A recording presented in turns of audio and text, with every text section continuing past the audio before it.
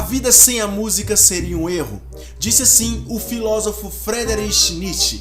E com essa frase nós iniciamos o nosso Pobrecast, o nosso podcast quinzenal com muita música, opiniões, história, de uma maneira descontraída e certamente muitos erros de gravação.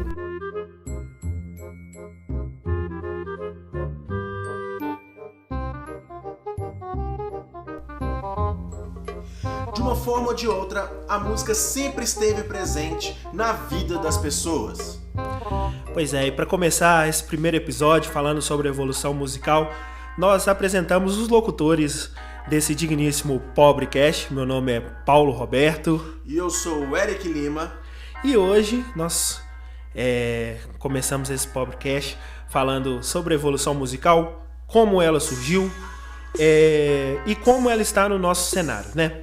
Então é o seguinte, para a gente poder começar a falar sobre a evolução musical, a gente tem que começar falando sobre o começo, através de uma grande redundância. Então é o seguinte, a música, de um ponto de vista cristão, como nós somos cristãos, a música ela foi criada por Deus. A música ela foi não simplesmente só um invento, né? Ela foi criada por Deus e descoberta através dos homens, né? A passagem de Gênesis fala que tudo que Deus criou foi bom, inclusive o homem. Então, no começo, na pré-história, o homem ele tinha a música como meio de sobrevivência. Então ele descobria um som e nisso ele detectava aquilo de acordo com... Ele assemelhava a algo, né? Então, por exemplo, um canto de um pássaro, ele ouvia um assobio e assemelhava a isso. Um animal feroz chegando perto dele, ele assemelhava a isso. Então a gente vê nas artes antigas, né? Não tinha nenhuma representação de sons como nós conhecemos, de notação musical através do Dó, Ré, Mi, Fá, Sol, Lá, Si. E a gente não tinha as partituras, então o homem ele estava descobrindo aquilo que ele estava ouvindo e assim ele tinha sua forma de sobrevivência, até chegar ao que nós conhecemos hoje sobre música, sobre notação, que veio sobre a Grécia Antiga, né, Eric? E teve um longo percurso até chegar ao que conhecemos hoje, ou até mesmo chegar na Grécia Antiga. Na nossa perspectiva, uma perspectiva cristã, como nós somos cristãos, entretanto, é importante ressaltar outras perspectivas, outras visões de outros povos. Por exemplo, no Egito Antigo, meados 4000 a.C., a música era muito presente e usada para fins religiosos. Para os egípcios, a música foi invenção atribuída ao deus Tote, que, segundo a cultura egípcia, é o deus da sabedoria, da escrita, da música e da magia. E que Osíris, um outro deus, Osíris, que é o deus do renascimento, utilizou como maneira de civilizar o mundo. É importante nós entendermos que cada sociedade tem sua forma de entender, de ver e de compreender mesmo a questão da música e as questões da sua história mesmo. Já passando para a Mesopotâmia, também era usado de cunho religioso. E o curioso é que foi encontrado uma harpa de 3 a 20 cordas na região onde os sumérios viviam. E estima-se que sejam objetos com mais de 5.000 anos. Passando mais para a Ásia, na China e na Índia, mais ou menos 3.000 a.C., a música era também relacionada à religiosidade. E o instrumento mais usado era a cítara. E o sistema musical era a escala pentatônica. Já chegando na Grécia Antiga, certo? A Grécia Antiga ela foi o berço da filosofia, o berço da arte, ela foi o berço da cultura ocidental, né? A nossa cultura vem muito da Grécia Antiga, depois passou para Roma Antiga, influenciou e influencia diretamente a nossa cultura. Na Grécia Antiga, eles acreditavam que a música era um elo entre os deuses e o homem. Sabe onde ocorreu a primeira vez o termo música, Paulo? Na Grécia Antiga. Para eles, música era algo que vinham das musas. E musas eram deusas que criavam e impressionavam as ciências e as artes. Deu uma travada aí, mas esses são os erros de gravação. Vamos lá. Ainda na Grécia Antiga tem a interferência de Pitágoras, que ele foi responsável por estabelecer relações entre música e matemática, descobrindo as notas e os intervalos. Tem algum comentário? Não, é o seguinte, antes de, assim, até a gente discorrer um pouco o assunto sobre Pitágoras, eu acho muito interessante que ele assemelhava muito a música com matemática, e tinha, eu não sei o nome se é isso, era Aristóteles ou Aristoxenes, alguma coisa assim. Que eles dois, eles discutiam uma coisa que a gente discute muito hoje, em relação a outros pontos da música, em relação do que é música boa e o que é música ruim. Eles discutiam o seguinte: para Pitágoras, a música era básica e puramente matemática. De certa forma, ele não estava errado em relação a isso, porque a música ela é matemática. Só que Aristóteles, ele discutia muito sobre que a música não era simplesmente só matemática. A música, ela tinha expressão, tinha sentimentos. E daí em diante, de certa forma, surgiu o que nós conhecemos como modos gregos, né? A gente tem o dórico, o lídio, o frígio, o eólio e etc. Que cada um era um sentimento específico. Então a música não passou simplesmente a ser só matemáticas, e sim, ela teve outras possibilidades. Aí vem a questão. Quem estava certo, Pitágoras ou Aristóteles? Os dois. Assim, um complementou o outro, né, cara? Assim, um teve a visão matemática da música, que é uma visão totalmente correta pra mim. A música, ela é matemática, mas não é só matemática. Mas também é a questão de... Nosso raciocínio é muito limitado para compreender a grandeza da música e os efeitos que ela pode causar em nós, na nossa sociedade, nas pessoas, enfim. Por mais que a gente estude teorias, citações, filosofias, enfim, por mais que a gente estude, ainda não vamos chegar num denominador comum sobre o que é música, porque ela está além daquilo que a gente consegue mensurar no nosso humilde cérebro. Verdade.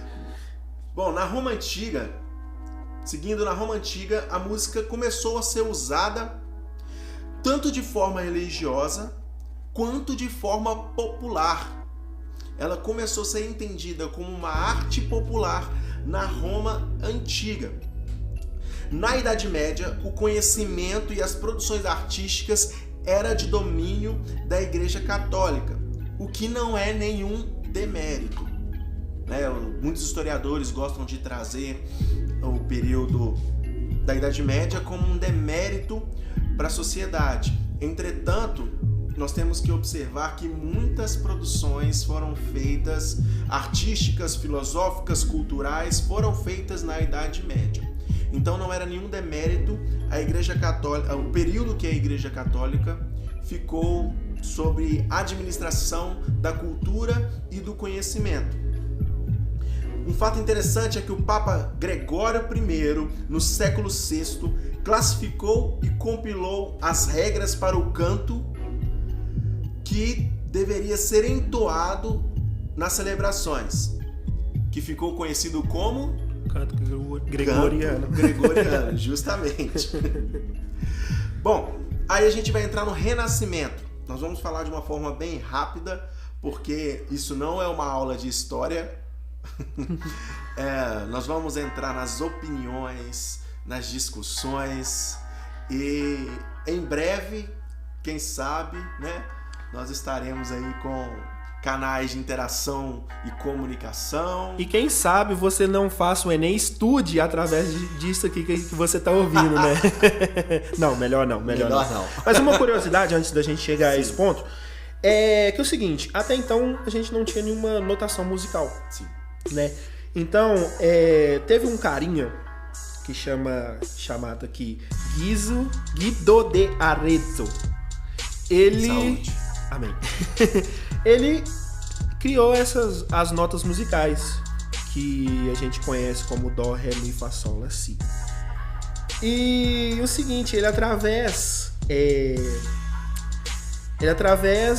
de estrofes cantados de um hino de louvor a São João Batista, esses versos são em latim, meu latim não é muito bom, então não vou recitar.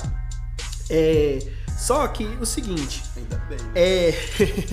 Queria ser latino aqui não, ia ser estranho. As duas primeiras letras de cada estrofe desse poema, ele era uma nota musical. Então a princípio era Ut, Ré, Mi, Fá. O Sol é uma exceção, são 3.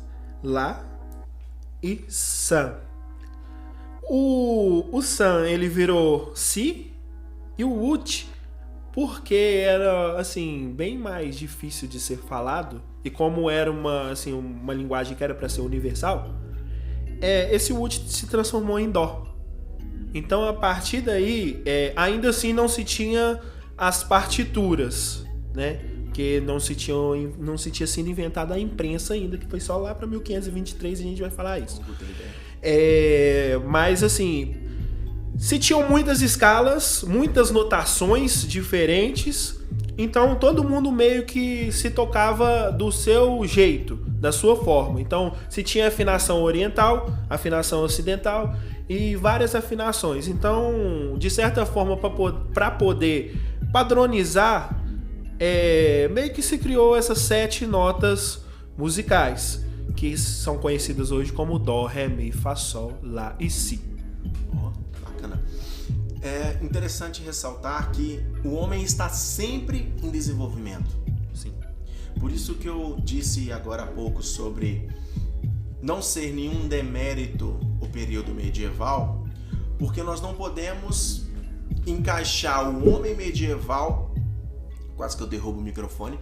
Nós podemos encaixar o homem medieval através do pensamento contemporâneo.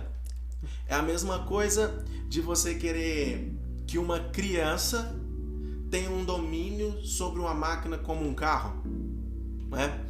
Por exemplo, se nós formos analisarmos, nós vamos chegar à conclusão que Albert Einstein, em seu tempo, tinha muito menos informações do que uma criança de 5 anos. Perdão, tinha acesso a menos informações do que uma criança de 5 anos hoje.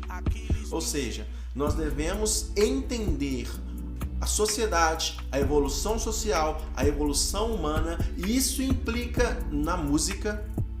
Nós devemos entender que existe um período, um processo de crescimento, um processo de evolução de acordo com o seu tempo. No Renascimento, esse termo foi cunhado pela primeira vez por Giorgio Vasari. O termo Renascimento, a música no Renascimento esperava se distanciar da igreja e se aproximar da razão, como toda a produção artística e filosófica desse período chamado Renascimento. Bom, Relacionamento. Relacionamento. O bom desse Pobrecast é o seguinte: nada daqui a gente corta, vai sair tudo no ar. Tudo no ar. E nada da gente também...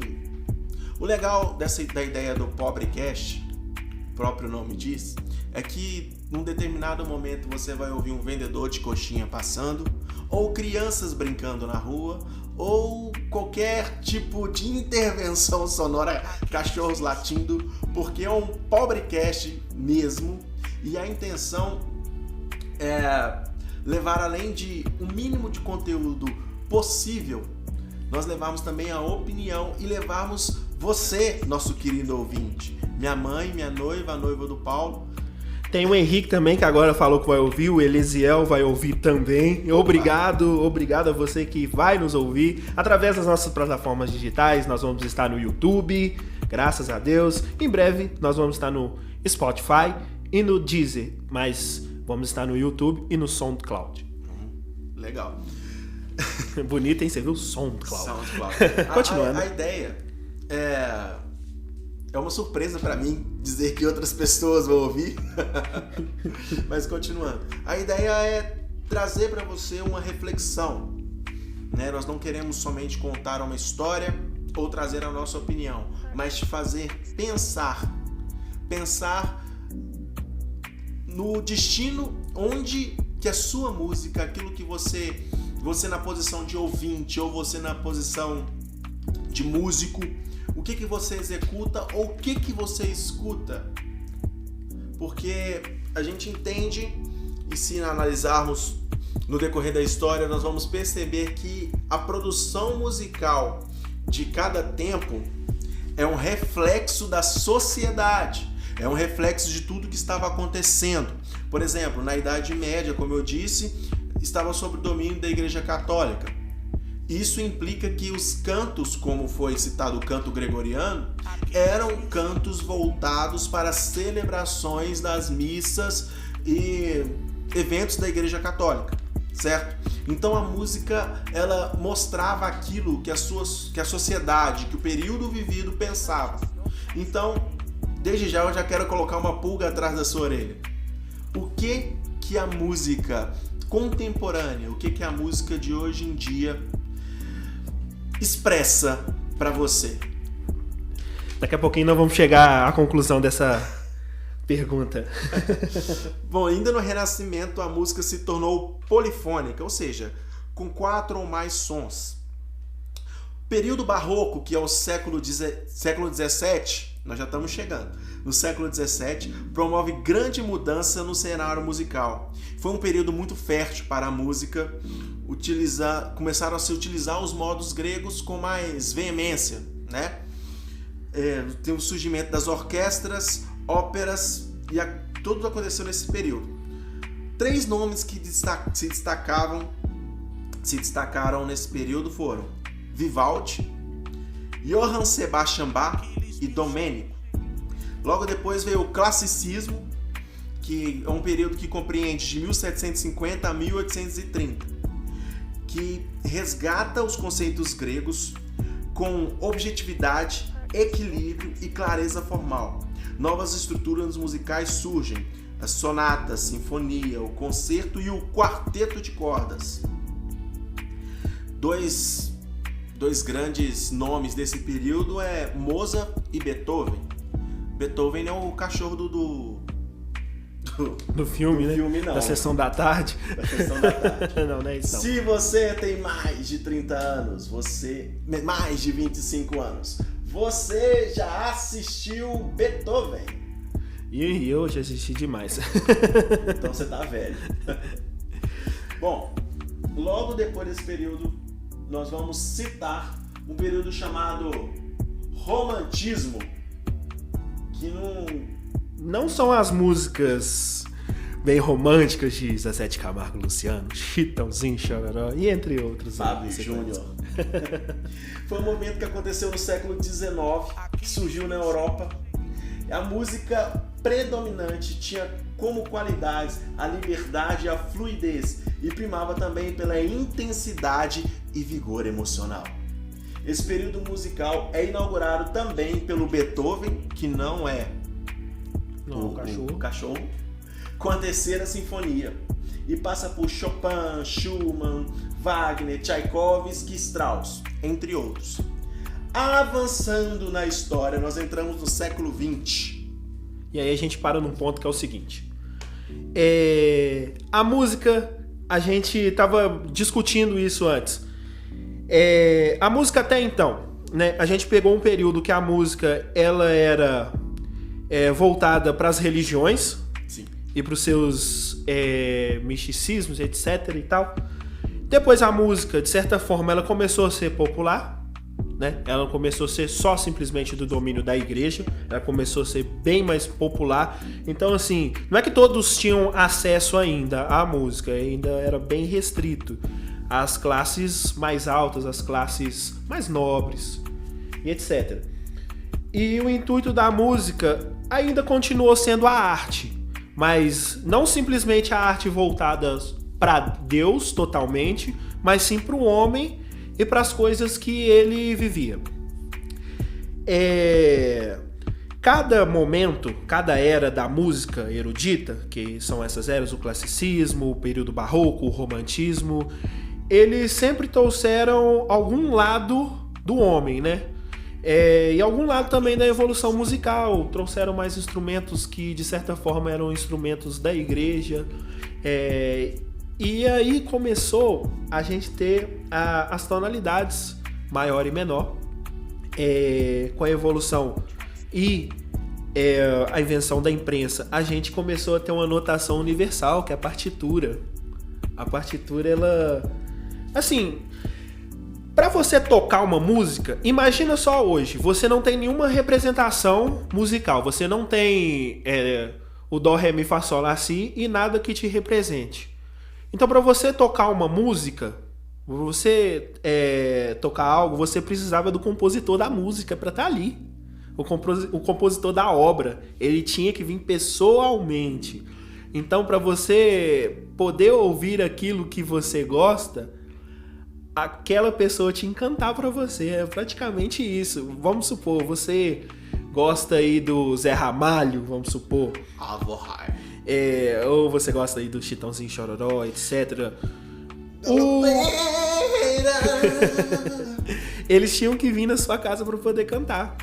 Porque, de certa forma, você não tinha como gravar, não tinha como reproduzir aquilo. Então a partitura, ela foi um salto gigantesco para a música, porque agora todos poderiam, com a autorização do compositor, simplesmente da autorização e não ele presente, você poderia tocar a peça dele, a obra dele, a arte dele. Então, assim, foi uma evolução super importante. E a música, até aí ela foi voltada para a arte, para o belo, para... não para aquele belo. Não é o belo lá, o belo contraditório, não. Tá? Para aquilo que é bonito. Então, sempre foi uma expressão. Agora, como a gente chega no século XX, a música... ela começa a se tornar com outra intenção, outros públicos vão chegar e vão começar a colocar novos ritmos latinos vão se tornar mais fortes e a música começa a ter um outro foco, né, Eric? É interessante citar que a música no século XX, ela teve um alcance muito maior por causa da invenção das transmissões radiofônicas, ou seja, a invenção do rádio e suas transmissões. Vale citar nesse período Hermeto Pascoal, que associava sons de instrumentos que ainda não eram usados, por exemplo, copo, caixa de fósforo, ele associava esses sons. Vale citar o norte-americano Louis Armstrong. Eu achava que esse cara era astronauta. Não, tô brincando, eu conheço Louis Armstrong. Perdi até o ar, meu Deus. Vamos lá. Vale citar também Vila Lobos, enfim. A música começou a ter um alcance muito maior e começou a se tornar cada vez mais popular. E a frase de Nietzsche começa a ter todo sentido a partir desse alcance popular, que a vida sem música seria um erro. Verdade. E o rádio, ele foi assim um estrondo, né? Porque as pessoas, elas tinham... Nenhuma das pessoas, na verdade, assim, tinham tanto acesso a músicas. Poucas, na verdade. Nenhuma não. Isso é um erro de gravação. Poucas pessoas tinham acesso à música. A música, ela era para classe alta, como a gente já disse, de certa forma. Então, os pobres, os que tinham menos condições, os negros, etc., não tinham condição, acesso à música. o rádio, ele foi o primeiro instrumento, de certa forma, que trouxe uma inclusão geral. Todas as pessoas tinham acesso à música. Qualquer pessoa que, de certa forma, tivesse uma condição, eu não sei como é que era comprar um rádio nessa época, porque eu não vivi, mas qualquer pessoa poderia ouvir e ter acesso à música.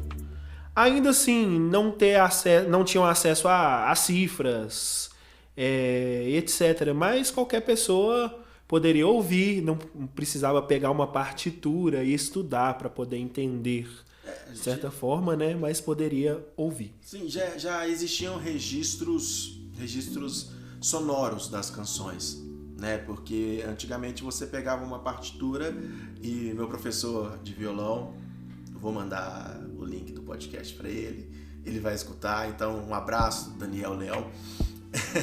Meu professor de violão, ele diz que nós, ao nos encontrarmos com uma partitura, nós devemos extrair a música do papel.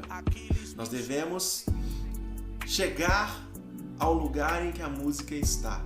Por exemplo, a gente toca obras de Vivaldi, a gente toca obras de Beethoven, ou obras de estudo de Matteo Carcassi, enfim. E ele sempre fala o seguinte, que nós devemos chegar no ano em que a música foi composta, no momento em que a música foi composta. É uma viagem no tempo. E é isso que a música vem trazer. Ela vem trazer as suas questões técnicas, claro, suas questões matemáticas, mas, porém, entretanto, ela também é carregada, ela é cheia de questões emocionais e sentimentais. Por isso que nós não conseguimos reduzir a música, por isso que nós não conseguimos trazer ela para o nosso universo, porque nós pensamos pequeno demais para a grandeza, comparada à grandeza que a música é e aquilo que ela alcança e o poder que ela tem. Tanto poder que com o avanço da história, nós vamos perceber, isso já falando da década do século entre 1900 e dos anos 2000, nós vamos perceber o que a música faz, ou que ela influencia a sociedade a fazer, né? E algo que eu gostaria de citar, que eu disse que a música era reflexo da sociedade, mas a sociedade também é reflexo da música que é produzida, da arte que é produzida. Ou seja, é uma via de mão dupla, é uma troca, né? Não é algo unilateral, é uma troca, um relacionamento bilateral, sociedade, música, música, sociedade. O rádio, ele trouxe essa questão de moda, né, pra música. Uma pessoa que foi para mim muito importante para a música brasileira, para o rádio, tanto para o Brasil e para trazer o Brasil para o exterior, foi Carmen Miranda. Carmen Miranda, assim, ela trouxe a música brasileira para um outro patamar.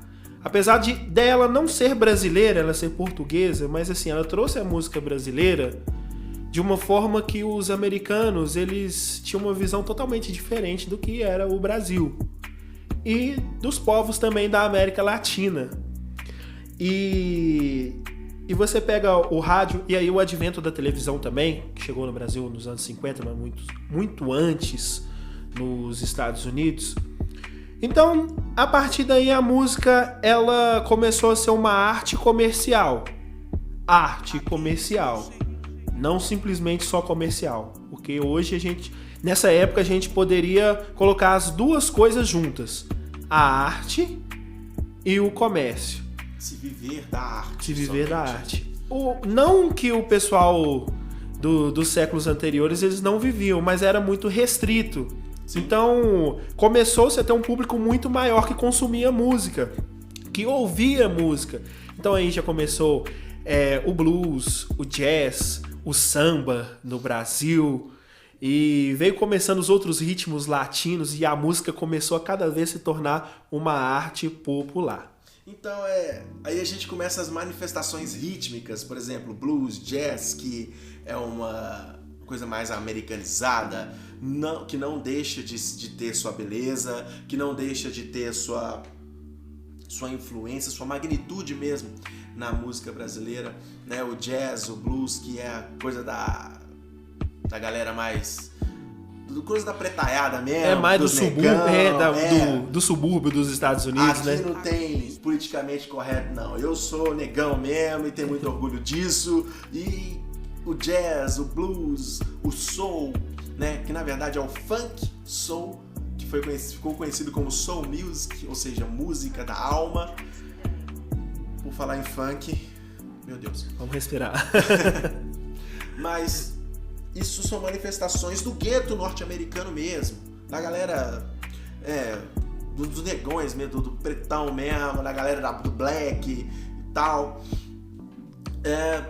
Porque, em contrapartida, tem o rock and roll, que é aquela pegada mais britânica e norte-americana, que ainda assim é mais voltada para o americano, como que eu posso dizer? O americano raiz, né? Aquele americano que come McDonald's, aquele americano que come ovo frito no café da manhã, enfim. Mas voltando para o Brasil, eu gostaria de fazer uma pergunta para você, querido ouvinte. Gostaria eu de apelar para a sua inteligência. Bom, considerando todas as informações, somado a tudo aquilo que você conhece de música, nós evoluímos ou não? Cachorros latem. Cri, cri, cri, cri, cri, cri. Pensando numa... Vamos analisar uma questão poética, primeiramente. Analisar uma questão poética, a letra das canções.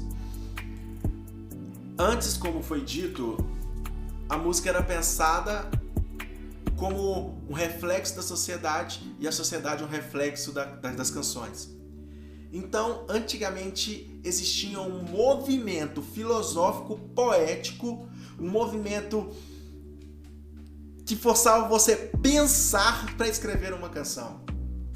Até porque o país vivia uma época historicamente um pouco conturbada, né? Aí depende da visão histórica que você tem, da visão historiográfica que você concorda, mas existiu no Brasil uma ditadura cívico-militar, né? E ali os artistas que pensavam, e aqui nós não estamos julgando quem está certo, quem está errado, quem deixou de estar certo ou errado. Aqui nós estamos trazendo as visões diferentes, né? E ali os artistas começaram a se opor àquele movimento, e para se opor àquele movimento, eles tinham que exercitar o dom da escrita, porque não era qualquer coisa que chegava nos rádios, não era qualquer coisa que chegava nas televisões, não era qualquer coisa que chegava na sociedade. Tinha muita mensagem subliminar, né? Muita mensagem subliminar que exigia também que a sociedade tivesse um nível cultural e intelectual mais alto. Se você citar várias canções, por exemplo, tem uma música chamada Ponta de Areia, de Milton Nascimento, que ele traz a história de uma estrada férrea. Esse termo não ficou legal. De uma ferrovia. Estrada férrea. Via férrea. Isso, via férrea. Isso aí. De uma ferrovia que ligava Minas Gerais a Bahia e Bahia a Minas. E com o progresso, em nome do progresso, eles arrancaram essa ferrovia e fizeram avenidas e fizeram uma estrada de chão mesmo. Então, Milton Nascimento, ao ver aquilo, ele sente dentro de si, né? Engraçado, o curioso é que o famoso trem Maria Fumaça fazia essa linha, né, de Bahia a Minas. A Maria Fumaça, ela percorria essa ferrovia, essa, como eu disse, estrada férrea. Bom, erros de gravações. Então ele consegue se sensibilizar com aquela história e escreve uma canção chamada Ponta de Areia. Vale a pena escutar. Milton Nascimento, Ponta de Areia. O Brasil foi influenciado nesses anos 60, no período da ditadura, por uma moda que chamava jovens, na Jovem Guarda. Existe um programa na Record chamado Jovem Guarda. E isso, através dos Beatles, que influenciou o mundo todo, através da sua música popular, através do seu rock descontraído, influenciou o Brasil e outros países do mundo a terem a sua Beatlemania. Aí eu te falo, a música ela começou a ser muito comercial. Agora a música, o artista, de certa forma, ele começou a ter um cuidado com a sua música, expressando sim a sua opinião, criando novas maneiras de escrever, mas a linguagem da música ela começou a ser um pouco mais popular, de certa forma. Alguns artistas começaram a trazer ela de forma mais popular. A gente chega nos anos 70 e o berço do rock que a gente conhece como Queen e as bandas adjacentes ao Queen, tinha Led Zeppelin, etc., começaram a surgir. O rock começou a ser muito influente no mundo. Começou-se no final dos anos 70 a gente ter as músicas eletrônicas. A gente começou a ter o teclado, né? Começou-se a guitarra ser bem mais influente, a gente começou a ter efeitos como distorção, delay, reverb, etc. Aqui no Brasil a gente teve a moda das discotecas, e aí começou-se a ter as baladas, né? Nos anos 70 ficou muito mais forte através de uma novela que chamava-se Dancing Days. Aí tinha as frenéticas, etc. E até 1980, 81, etc., a gente tinha uma banda muito forte também, que minha mãe gosta muito, eu também gosto, chama-se ABBA, que tinha umas músicas que eram... que as frenéticas, esse pessoal que pegou essa moda, eles tinham essa influência, cara, e assim, as discotecas bombavam em relação a isso. A gente chega aos anos 80 e aí ao auge de um dos maiores artistas que nós conhecemos, que é Michael Jackson. Nos anos 70 ele já brilhava, mas nos anos 80 foi o ano dele. E aí eu acho um ano muito interessante para a música, porque o Michael Jackson, ele lançou o clipe Thriller.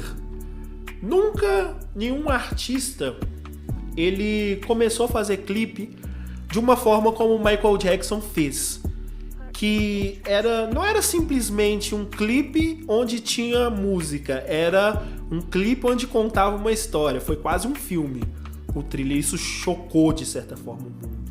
Como poderia ser feita uma coisa dessa igual o Michael Jackson fez, né? E revolucionou a música comercial.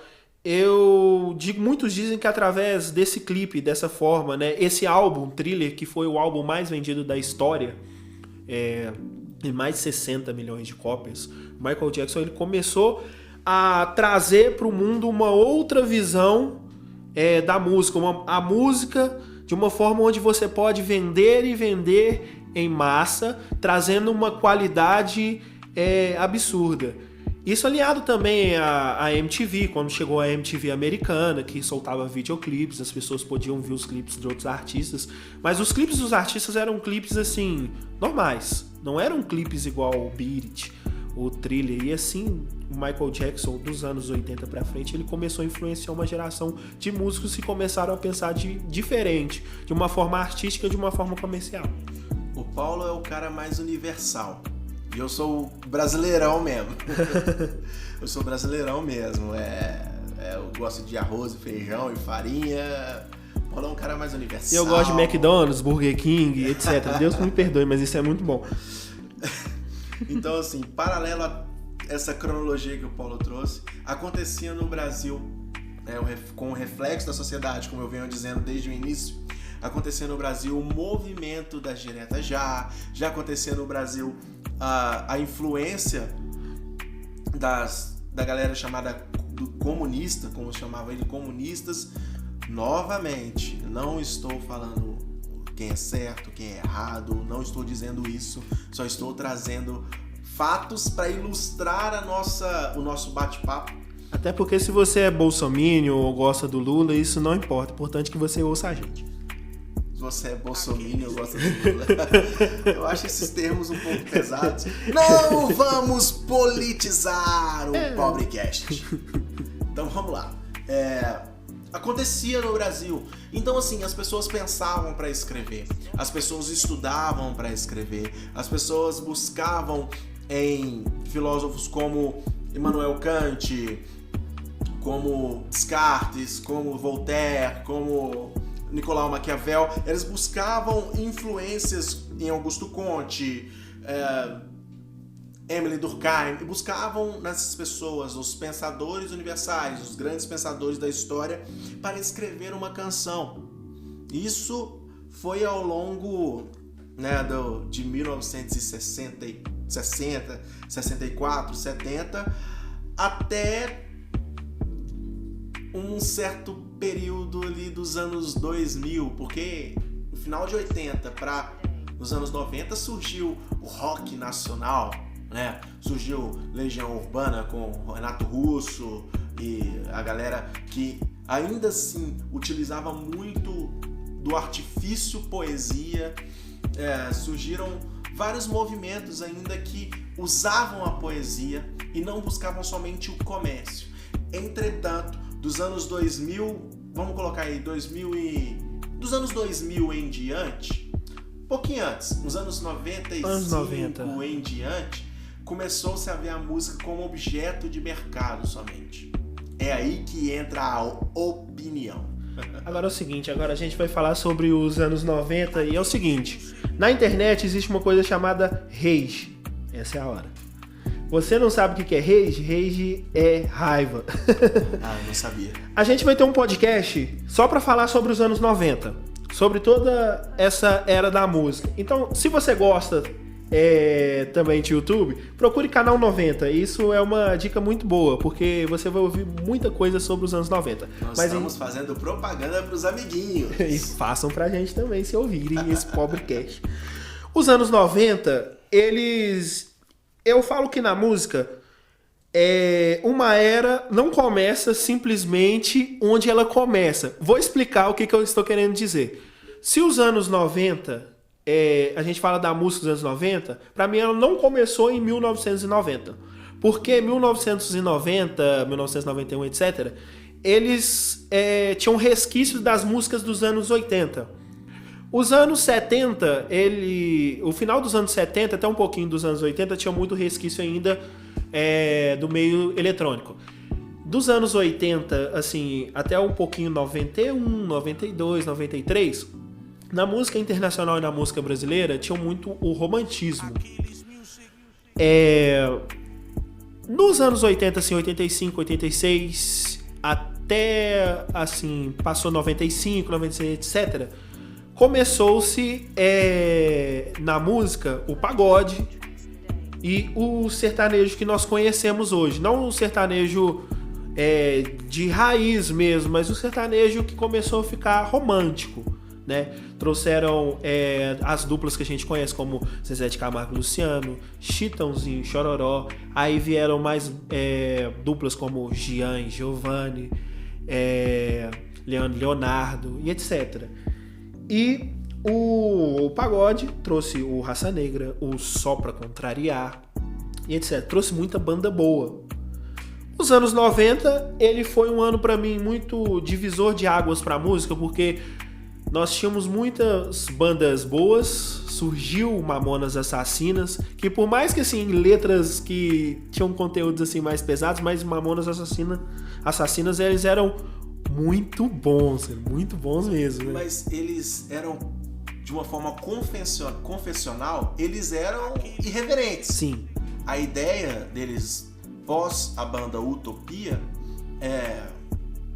era trazer uma irreverência, trazer a zoeira, o lado cômico que eles tinham.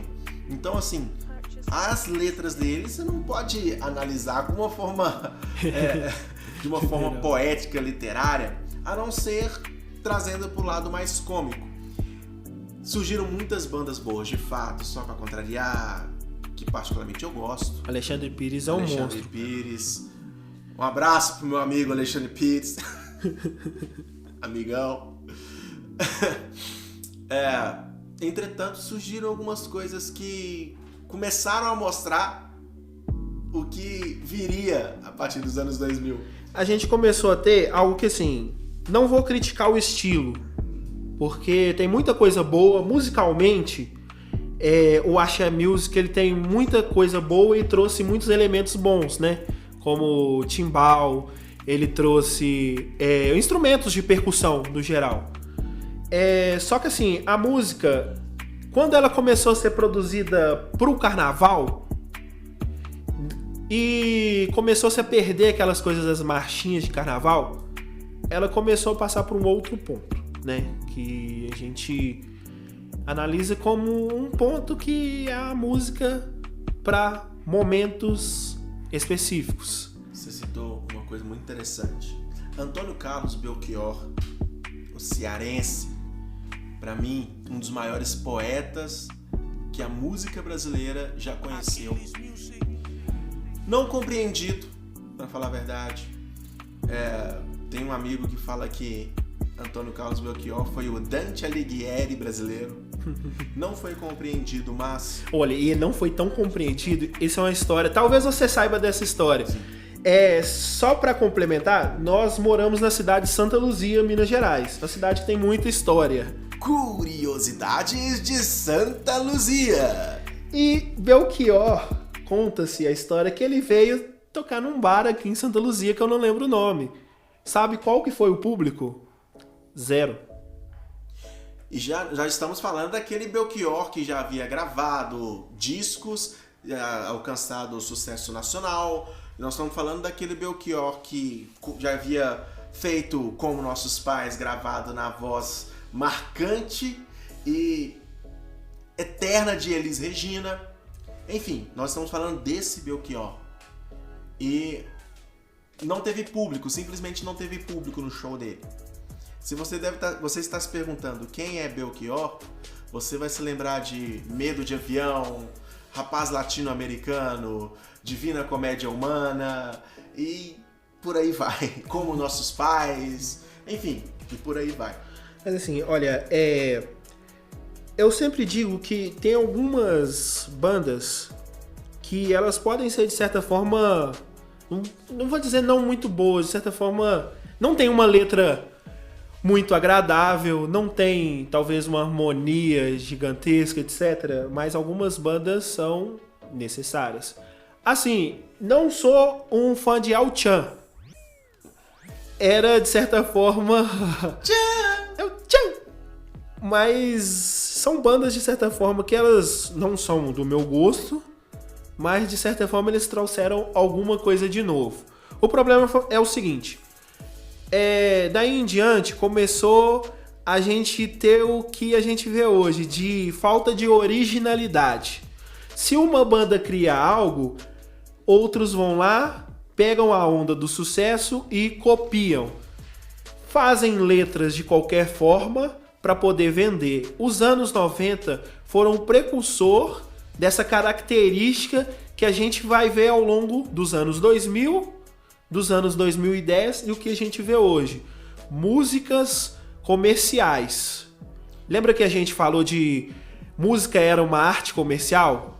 Essa parte a gente vai ter um pouco da música arte comercial e vai ter a música comercial desses anos 90. Agora se tornou somente comercial, né? E eu citei Belchior porque ele, numa entrevista, ele é perguntado o que ele acha da música brasileira atual. Primeiramente, ele cita reverenciando grandes compositores e artistas como Chico Buarque, como Milton Nascimento, como Djavan, enfim. Vamos ficar falando aqui mais ou menos uma semana da riqueza musical que o Brasil tem. Então ele é perguntado o que ele acha da música atual. E eu achei a descrição dele, ao meu ver, perfeita. Ele diz simplesmente: a música atual é um produto efêmero, ou seja, é um produto momentâneo. É um produto que vai atingir um sucesso, mas daqui a 1 ano e meio ninguém vai lembrar mais. Nós podemos citar isso. Quem lembra de a muriçoca que soca, soca, soca? Quem lembra de a metralhadora, trá, trá, trá, trá, trá? Quem se lembra de caneta azul? Enfim, são coisas momentâneas. E o que eu gostaria de ressaltar é que a gente aqui não está dizendo que não deve existir. Mas o que eu particularmente quero dizer é que existe espaço para tudo isso na música brasileira. Nós temos que ter os momentos irreverentes, porém é de suma importância para a sociedade que nós também venhamos a ter letras, melodias trabalhadas, pensadas no cotidiano. Os anos 90, ele foi a ideia do que você está tratando hoje. Ele foi muito equilibrado. Teve música ruim? Teve. Teve muita música boa? Teve. E no Brasil, nos anos 90, pra gente poder fechar e chegar nos anos 2000, quem aí já ouviu e viu a MTV Brasil? Eu não era nascido. Eu cheguei a pegar um pouco da MTV, dos clipes, etc. A MTV ele mudou muito o conceito no Brasil, ela foi muito importante pro rock, foi muito importante para outros estilos também, porque ela foi precursora do que hoje a gente conhece como YouTube. A MTV Brasil, ela trazia os clipes dos artistas para dentro da TV de uma forma que era totalmente gratuita. Ela surgiu em 1990 e ela trouxe uma forma revolucionária através de VJs, né? Os jovens VJs, que hoje muitos estão na Globo, etc. Não vamos entrar nesse ponto. Mas ela foi muito importante para a divulgação da música comercial brasileira, porque o artista, ele pensava, agora o artista brasileiro, não só o artista americano, pensava no seu clipe de uma forma mais visual. Então, você tinha que andar todo bonitinho, você tinha que se apresentar de uma forma agradável. Então a MTV Brasil ela foi muito importante. No final dos anos 90 e começo dos anos 2000, a gente começa agora com algo que é totalmente comercial, que são as boys bands, que são as Spice Girls, que são NSYNC, Backstreet Boys. Aqui no Brasil a gente teve, em 2002, através do programa Popstar, o Rouge, teve o Bros, a gente teve o pop muito forte, né, com Kelly Key, né, com Vanessa Camargo e etc. Então a música ela veio para agradar ali um público específico, que era o público jovem, o jovem, principalmente as meninas que gostavam da revista Capricho, Toda Teen e etc. E aí começou-se a ter a influência muito dessa música pop, instrumentos eletrônicos demais. A música ela começou a ser muito bem trabalhada, né? O rock começou a perder força. O axé começou a se tornar muito mais forte no Brasil. Achei o sertanejo. O sertanejo, principalmente. Mas assim, o sertanejo, uma coisa engraçada que era o seguinte, ele era muito discriminado ainda. Quem ouvia sertanejo era só as pessoas mais de idade. Não era igual hoje, né? Quando começou o sertanejo universitário, através do César Menotti Fabiano, Vitor e Léo, etc. O sertanejo era uma outra coisa, né? E começou-se o que dizem ser funk, oriundo daquele Miami Bass dos anos 80, aquela batida eletrônica. Ele começou, na verdade, nos anos 90, né? Com o latino. E aí, no final dos anos 90, a gente teve Claudinho Bochecha. Nos anos 2000 surgiu o bonde do Tigrão, etc. E aí, a gente começa a ver algumas coisas que, assim, são bem polêmicas. Então, daí o surgimento do sertanejo universitário é uma coisa que aconteceu comigo, com um amigo. Eu perguntei para esse amigo, que é um músico incrível, um cantor incrível, eu não vou citar o nome para não atrapalhar a carreira dele, Mas eu perguntei pra ele e falei, cara, por que você, sendo um cantor que nasceu num lar onde rolava só MPB, só samba, choro, aquilo que é brazuca mesmo, aquilo que é aquela brasilidade toda, por que você hoje só canta sertanejo universitário? Ele simplesmente virou pra mim e disse, se eu pudesse, eu cantaria só MPB, mas eu preciso sobreviver.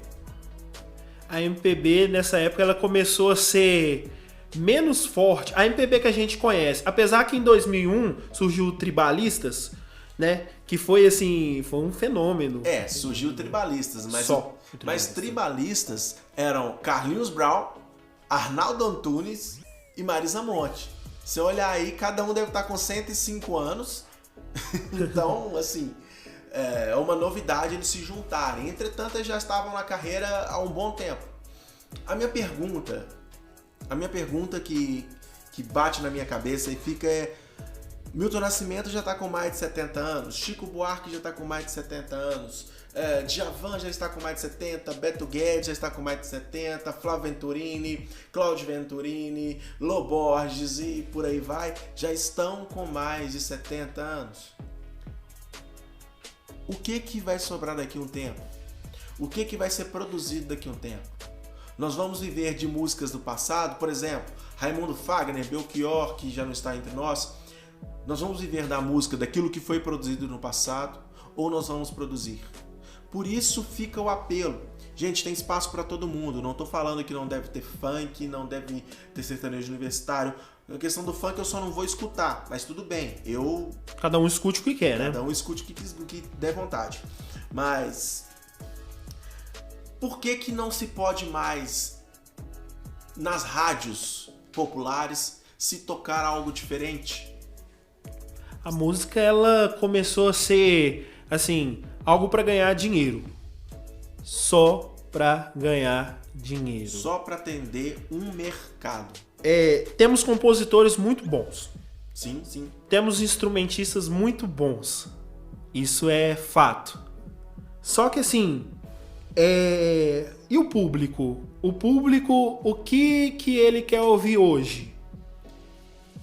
Eu gostaria de citar mais uma vez aquilo que eu disse no início. A música reflete o que é a sociedade. O Aristóteles, ele foi muito bem em dizer que a música, ela não é só matemática, ela é um sentimento. Isso se reflete hoje, porque o sentimento da população não é ouvir música pela arte. Eu entendo que a música hoje, a música boa, ela é feita pro músico, para aquela pessoa que entende, de certa forma, um pouco sobre música. Aí ele vai pesquisar uma outra coisa que foge do viés comum. Mas o público em geral, e eu não digo assim, o público ele não tem que ser obrigado a saber totalmente de música, apesar que música deveria ser uma coisa educada nas escolas, né? Nas escolas, sim. Até porque pelo poder dentro da psicologia que ela tem, pelo poder sentimental que ela traz, pelas questões de formação de um cidadão, ela deveria ser matéria de escola. Os americanos, eles têm a música nas escolas. Todos os americanos, eles sabem um pouco sobre música. Nem todos sabem tocar um instrumento, mas eles têm um conhecimento, de certa forma, sobre música. O brasileiro não. O brasileiro não conhece nada sobre música. São poucos, assim, que conhecem, que vão estudar a fundo, que vão tocar algum instrumento. Enfim, mas a maioria da população, ele não conhece sobre música. O problema não está aí. O problema está sobre aquilo que a gente ouve. Você talvez não entenda aquilo que você está ouvindo, o que a pessoa está tocando, ouvindo em relação a decifrar os sons, dó, ré, mi, fá, sol, lá, si, etc. Mas você ouve a letra e aquilo que está sendo falado, né? Hoje você tem acesso tanto às músicas americanas, latinas, etc. Você tem acesso à tradução. Você sabe o que você está... o que o cantor está falando, a moça está cantando.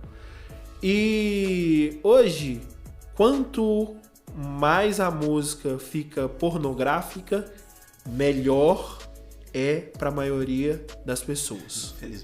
Infelizmente. E a música, ela era bem velada em relação a isso. Não poderia cantar qualquer coisa em relação a isso. Hoje, o proibidão que era no funk, hoje em dia é permitidão, né? Permitidão. E assim, a gente chega ao ano de 2020, né, com uma pergunta que a gente vai tentar responder aqui agora para vocês. A música, ela evoluiu? E se ela evoluiu, em quê? E no que a música regrediu? Bom, na minha concepção, há uma evolução tecnológica e em seus recursos. Entretanto, ela regressou no que se diz respeito à poesia e em alguns casos até mesmo a harmonia e melodia. Eu gostaria de encerrar a minha fala cantando um verso da música Aos Meus Heróis, de Julinho Marassi e Gutenberg. Vale a pena conferir. Aos Meus Heróis, Julinho Marassi e Gutenberg. Ele diz o seguinte na canção, no final da canção: atenção DJ, faça a sua parte. Não copie os outros, seja mais smart. Na rádio, na pista, mude a frequência. Mexa com as pessoas e com a consciência. Se você não toca letra inteligente, fica dominado, limitando a mente. Faça refletir, DJ, não se esqueça. Mexa o popozão, mas também mexa com a cabeça. Com isso, nós encerramos o nosso podcast. Queria agradecer a cada um de vocês que irá nos ouvir através do YouTube, através do SoundCloud. E futuramente nós estaremos também no Spotify, se Deus quiser no Deezer e nas outras plataformas digitais. E essa pergunta que eu fiz ao Eric, eu deixo para vocês também. Escrevam aí nos comentários do YouTube. O que vocês acharam? A música, ela evoluiu? Evoluiu em quê? Regrediu? E regrediu em quê? Então é isso, um abraço a todos, a você que está nos ouvindo, nosso muito obrigado, e que Deus abençoe a sua vida e que você tenha um bom dia, boa tarde ou boa noite e aumente o som para ouvir esse Pobrecast. Um abraço, esse foi o nosso Pobrecast.